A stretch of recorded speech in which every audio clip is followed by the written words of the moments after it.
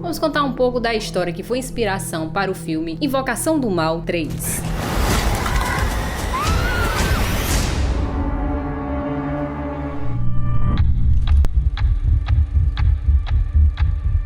Ele cometeu um homicídio, né? Ele matou uma pessoa, então ele falou que não foi culpa dele. De uma suposta possessão demoníaca. A história começa quando Johnson, né? Warren Cheyenne Johnson, juntamente com sua namorada Debbie, eles marcam ali uma reunião com o patrão deles e também com outras pessoas, outras garotas, no caso. O que acontece? A Debbie pegou as meninas e saiu pra comer uma pizza e deixou Johnson juntamente com Alan Bond. Que ele era o chefe dele, era... Da menina. Chefe da menina. Ela ficou com um pouco de medo, ela sentiu que alguma coisa diferente, alguma coisa ruim iria acontecer.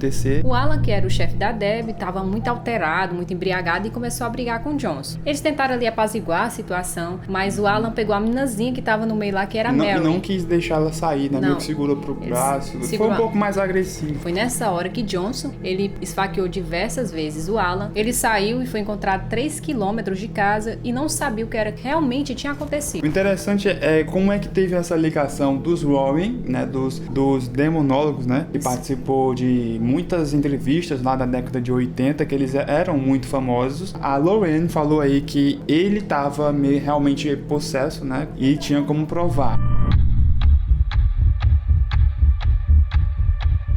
Isso vai nos levar um pouco na história de alguns anos antes pra gente entender como é que começou essa suposta história dessa possessão. Tinha um meninozinho que era o filho da... Tinha um garotinho de 10 anos. Dele. Não era filho, era irmão dela. Irmão dela. O menino era irmão dela, que era o David. Aí o menino foi se mudar junto com a família Getzel. Só que essa família, ela tinha uma maldição, mas ninguém sabia até então. Porque o menino disse que tinha um negócio que disse não era pra ele sair dali. A família achou assim... besteira, né? do menino. Só que teve um episódio, eu tô me arrepiando de verdade. Na noite que o menino viu uma criatura. Ele disse que tinha... Não, ele viu uma criatura de verdade. Ele disse que a criatura tinha as orelhas pontiagudas, parecia um animal e também tinha os olhos negros. E tava dizendo que iria atacar ele. Se saísse, né? Exatamente. E eles acabaram rindo. E começou a acontecer diversas coisas com o menino. Agindo violentamente, né? Falando palavrão, começando a falar outras línguas também. E foi um dos fatos que chamou a atenção também dos Warren. Depois que procuraram médicos, psiquiatras pro menino, até mesmo o padre que foram basilar a casa, descobriram que o menino estava com 43 demônios dentro dele. Quando ele foi fazer o exorcismo do menino, levou uns padres, né? E o que acontece? O menino começou a cuspir, xingar, levitar. O que me lembrou muito a história real que deu a inspiração para fazer o filme do Exorcista. The power of Christ compels you! Christ compels you! E uma coisa muito terrível, Johnson, que até então já era namorado de Debbie, ele fez uma coisa horrível. Aí é que chega a ligação do que aconteceu. Pra não ver o menino sofrendo com esses demônios, esses capirotos, ele acabou abrindo o corpo dele pros demônios Ele deu a permissão, né? Ele deu a permissão. E o casal Warren até disse, né? Foi a pior coisa que ele fez, foi ter dado essa permissão pra eles entrarem. E uma das coisas interessantes é que o menino, quando tava, né, possesso, podemos dizer, ele tinha a visão, ele viu esse assassinato do cara, né, antes Alan, né? de acontecer. Então é realmente um caso assim bem misterioso. Porque teve provas, tem vários documentários sobre esse caso, esse assunto, e realmente é bem horripilante.